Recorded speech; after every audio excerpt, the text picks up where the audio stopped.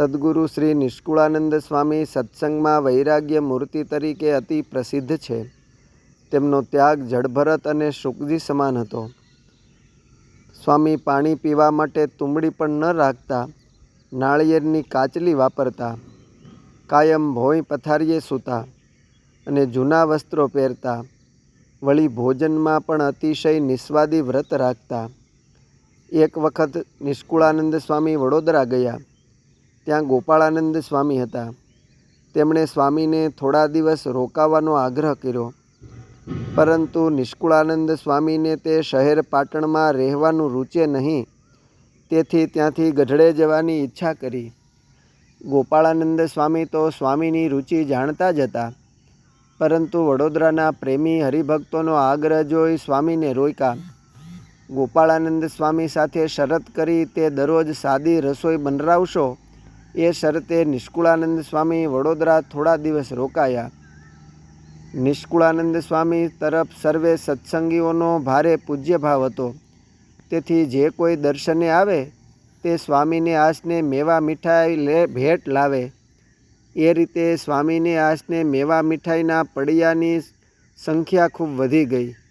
તે સ્વામીને ગમી નહીં, પણ ભાવિક ભક્તોને કહેવું શું?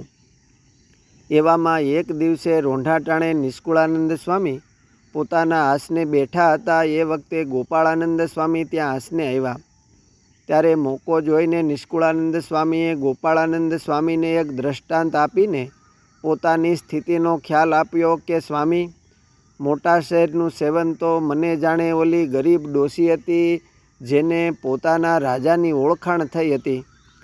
એક વખતે તેના કૂબામાં કૂતરી પેઠી. તે કોઈ વાતે નીકળતી નહોતી. આથી ડોશીએ રાજાને અરજ કરી કે મારા કૂબામાંથી આ કૂતરીને કઢાવી દો ને. આમ ડોશીની અરજી સુણીને નગરના રાજાએ તો તુરત જ એના સેનાપતિને હુકમ કર્યો કે જાઓ કૂતરીને તોપે ઉડાવી દો.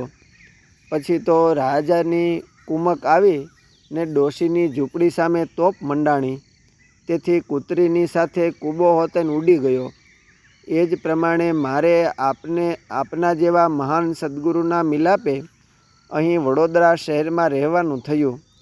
તેમાં મારા આ શરીરરૂપી કૂબામાં ભૂખરૂપી કૂતરી પેઠેલી છે, પણ તેને કાઢવામાં તો આ મેવા મીઠાઈના પડિયાની તોપો મંડાણી છે. તો તેમાં મારા જેવાનો કૂબો સલામત કેટલા દિવસ રહેશે?